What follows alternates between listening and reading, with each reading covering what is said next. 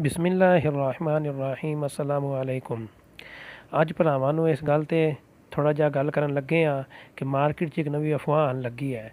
Saudi Arabia Riyadh ਸ਼ਹਿਰ 'ਚ ਇੱਕ ਨਵਾਂ ਪ੍ਰੋਜੈਕਟ ਲੈ ਕੇ ਆ ਰਿਹਾ ਹੈ ਜਿਹਨੂੰ ਅਲ-ਮਕਅਬ ਜਾਂ ਫਿਰ ਯਾਨੀ ਕਿ ਜੀ ਮੁਰੱਬਾ ਦੇ ਨਾਮ ਤੋਂ ਤਸ਼ਬੀਹ ਦਿੱਤੀ ਗਈ ਹੈ। ਮੈਂ ਉਹਦੀ ਵੀਡੀਓ ਤੁਹਾਡੇ ਸਾਹਮਣੇ ਨਾਲ ਨਾਲ ਚੱਲ ਰਹੀ ਹੈਗੀ ਹੈ, ਤੁਸੀਂ ਵੇਖ ਸਕਦੇ ਹੋ। ਮੈਂ ਹੈਰਾਨ ਹਾਂ ਲੋਕੀ ਕਿਸ ਤਰੀਕੇ ਨਾਲ ਜਿਹੜਾ ਨਾ ਜੀ ਗੱਲ ਕਿੱਥੇ ਦੀ ਕਿੱਥੇ ਲੈ ਜਾਂਦੇ ਨੇ ਕਿ ਜੀ ਕਾਬੇ ਨਾਲ ਜਿਹੜਾ ਨਾ ਜੀ ਉਹਨੂੰ ਜਾ ਕੇ ਮਿਲਾ ਦਿੱਤਾ। ਲੋਕਾਂ ਨੂੰ ਜਿਹੜਾ ਨਾ ਜੀ ਬੇਵਕੂਫ ਸਮਝੀ ਰੱਖਦੇ ਨੇ। ਇੱਕ ਆਪਣੇ ਟਿਕਟੋਕਰ ਵੀ ਨੇ ਤਾਹਾ ਚੀਮਾ ਸਾਹਿਬ ਨੇ ਵੀ ਜੀ ਇਸ ਚੀਜ਼ 'ਤੇ ਵੀਡੀਓ ਬਣਾਈ ਕਿ ਜੀ ਹੁਣ ਤੇ ਮਰਕਜ਼ ਦੁਨੀਆ ਦਾ ਇੱਥੇ ਸ਼ਿਫਟ ਕੀਤਾ ਜਾਏਗਾ। ਸਿੱਧਾ ਨਹੀਂ ਕਹਿ ਰਹੇ ਲੇਕਿਨ ਇਹਰਾ ਵੀਰੇ ਇਹ ਨਹੀਂ ਹੈਗਾ, 400 ਮੀਟਰ ਮੁਰੱਬਾ ਮੀਟਰ 'ਚ ਫੈਲਿਆ ਹੋਇਆ ਪ੍ਰੋਜੈਕਟ ਹੈਗਾ, ਠੀਕ ਹੈ ਭਾਈ ਜੀ। ਇਹਦੇ ਅੰਦਰ ਸ਼ਾਪਿੰਗ ਮਾਲ ਹੋਣਗੇ, ਇਹਦੇ ਅੰਦਰ ਪਾਰਕਿੰਗਸ ਹੋਣਗੀਆਂ, ਇਹਦੇ ਅੰਦਰ ਹੋਟੈਲਸ ਹੋਣਗੇ, ਇਹਦੇ ਅੰਦਰ ਬਹੁਤ ਕੁਝ ਹੋਏਗਾ।